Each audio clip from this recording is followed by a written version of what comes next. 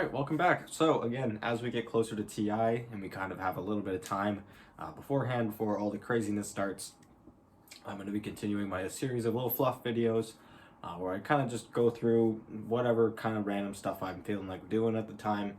I did a GRX video a few days ago because he has officially retired, so I thought it'd be kind of a fun thing to go through his career, look at his previous teams, his previous tournaments, and basically what led him up to the point where he would eventually join Team Liquid and then OG, and then become one of the greatest players, known as one of the greatest players of all time to ever touch the game. Following up with that, we have Ana, the second player of the five from OG, the OG team that won 2 TIs in a row. Of course, those were the previous 2 TIs at the point of recording this. I'm recording this before TI 10 takes place, just in case you're watching this at any point in the future. But despite the fact that GRX and Ana were on the same team, OG that is, for pretty much the same amount of time, they both joined in after OG kind of flopped out of TI 6, and then they both left after they had won a TI 9. They actually weren't really together all that often. Ana took a lot of breaks from Dota, which kind of made both of the trajectories between GRX and Ana a little bit different. And actually Ana had taken so many breaks from Dota and started his Dota career quite late too. He started in 2016.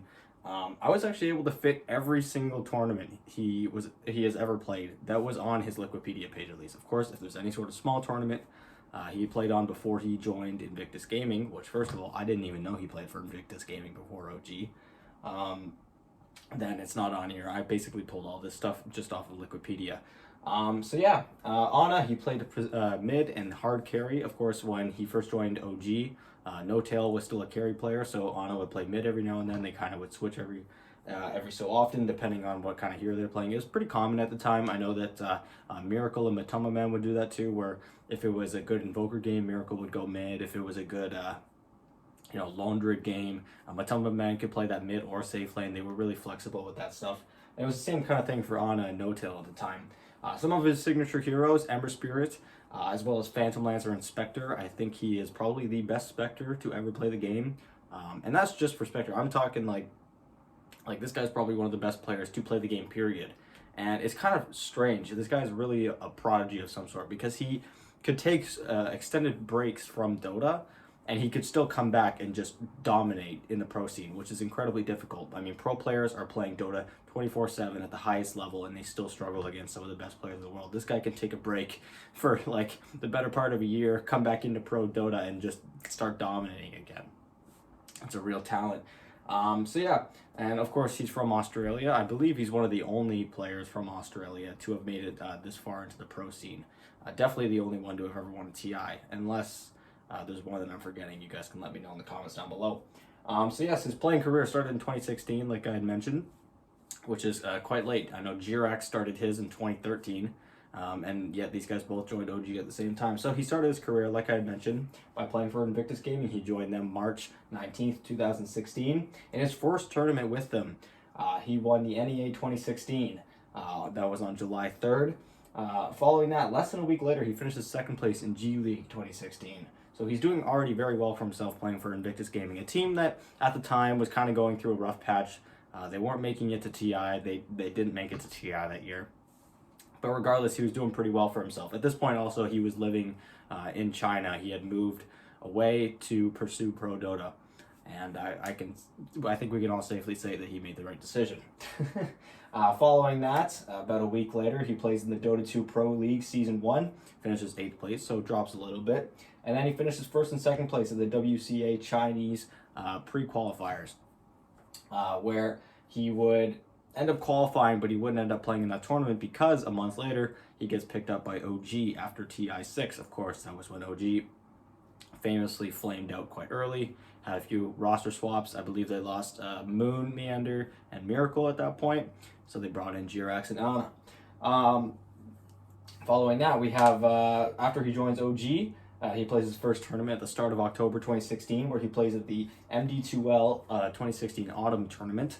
He finishes 3rd place. He then finishes 5th to 8th place at the Face It Invitational. That was just 2 weeks after that. Then he finishes 2nd place at ESL 1 Genting qualifiers. So he almost nearly makes it to ESL 1 qualifiers there, or makes it through the ESL 1 qualifiers there. I believe they lost that one to Virtus Pro. They would get their revenge on Virtus Pro later on. Not in the same year, but very shortly after. They then finished second place at the Summit 6, just 2 weeks after that. They then finished first place in Elimination Mode 2.0 on November 23rd, 2016. And they finished first place in the last major of the year, of course, the Boston Major, taking place in December of 2016, and they win that one on December 10th, 2016.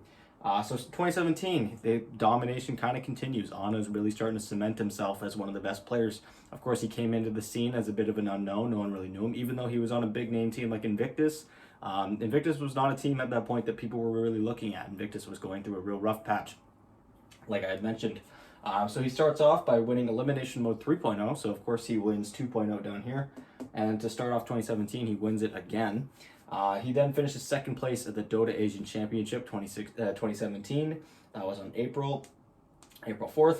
He then wins the Kiev Major, or the Kyiv Major, against Virtus Pro in a great series. Again, this is that revenge I'm talking about from getting eliminated down here. And that took place April 30th, 2017. They then kind of went through a little bit of a lukewarm patch right before TI. Of course, they went from being really, really hot, one of the best teams in the world.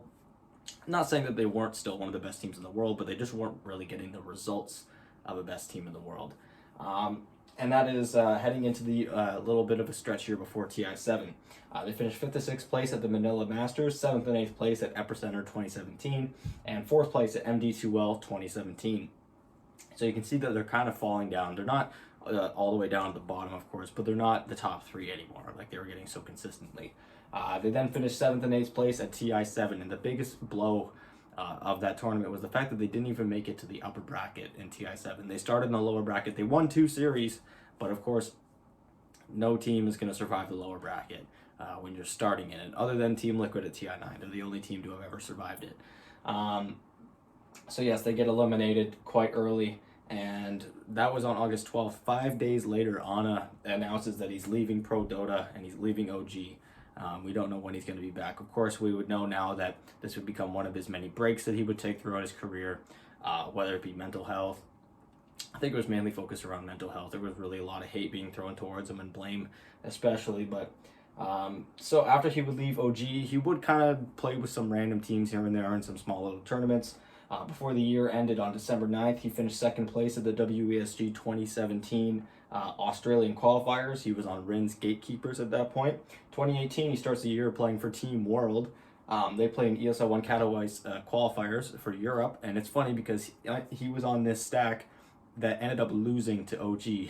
So OG ends up being the team, one of the teams that goes to ESL 1 Katowice, and Anna does not. He then finishes second place at the Super Major qualifiers for Southeast Asia, and that was with Echo Poggers. So he took a break from Pro Dota, but he was moving around quite a bit. He played this qualifiers in Australia, this qualifiers in Europe, and then this qualifiers here in SEA. He was kind of all over the place.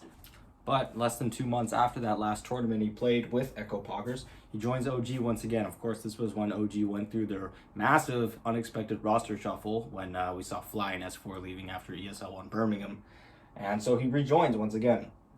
And yeah, they go straight into TI qualifier from there because, again, this was a very unexpected roster swap that happened just before the international qualifier started. So they finished first place in their open qualifiers. They then finished first place in the European closed qualifiers. So they become the regional qualifier representative for Europe, and they would make use of that entry. Of course, they win TI8 in miraculous fashion, a fantastic run, totally unexpected, and a lot of people called it a fluke until they did it again. So we'll get there. But about 3 months after they win TI8, Anna announces he's taking an extended break from Pro Dota once again. This time he's not actually leaving OG, he's just taking a break. He's becoming an inactive member of the roster. Before the year ends, he plays with Team Australia in the WASG 2018 Oceania qualifiers, or tournament, sorry. He finished first place in that, and then he finishes third place with OG as a sub at that point because he was still technically inactive and not part of the roster in the AMD Dota 2 Pro Series 2018. Start 2019, he is once again playing for Team Australia. He finishes 13th to 16th place, however, which is quite low, especially for Anna. He has finished quite high throughout his career. In the WESG 2018 tournament. And then just shortly after that, actually just a few days after that, he comes back to OG. So OG at that point was kind of struggling. They were trying to find some replacement for Anna. I don't think that was the year the Resolution played for them. I think ILTW may have played for OG a little bit when they were looking for a new carry. That could have been the year before. I could be wrong on that. But regardless, he comes back to OG March 13th, 2019.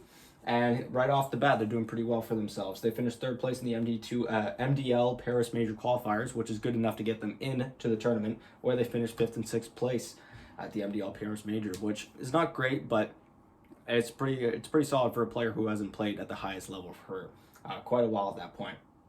They then finished third place in the Epicenter EU qualifiers, which is, again, enough to get them into that tournament. But before they actually play there, they finished 7th and 8th place at ESL 1 Birmingham. So still kind of the lukewarm results that aren't really improving. At Epicenter, they again finished 7th and 8th place. That was, of course, a tournament that they had qualified for before Birmingham. But despite the fact that they had lukewarm results, that everyone was calling them a fluke, they come in and they win TI again. So, I don't know, man. I don't doubt OG anymore. I think that they are what is considered a team that is just a TI team. They are just a team that no matter how well or poorly they do throughout the year, if they're able to play at TI and they're able to attend TI, they're going to do well. Now, it's going to be interesting to see how much of that sustains itself now that a lot of the roster has left. JRX and Anna have both retired from OG, and now Seb is potentially not attending this year's International. By the time I'm recording this, we don't know yet, but by the time you're seeing this, it may be possible that Seb will not be or did not play at TI-10. So we'll see. To end off the year of 2019, he finishes 4th place in Midas Mode 2.0 Europe. That, of course, was the last tournament that JRX ever played, and it would be the last one that Anna would play of that year. He had not yet actually left. In 2020, he left OG again. He took an extended break once again, so he would not return. The only tournament he played in was actually the We Save charity play, a Southeast Asia tournament, and he actually played for TNC. Again, it was just a charity tournament, but he finishes 3rd and 4th place, which is pretty solid. And then in 2021, he finishes 6th place in the EU, in the Western Europe DPC Season 2, which of course was the one that we just had this year before the Animajor. That was the one that he came in for at the end. It didn't really get all that much better from there, but I mean, what can you expect from a player who hasn't played at the highest level in almost 2 years? I wouldn't consider Midas Mode or the We Save charity tournament anything even close to what he had played in August of 2019. And after that kind of lukewarm performance,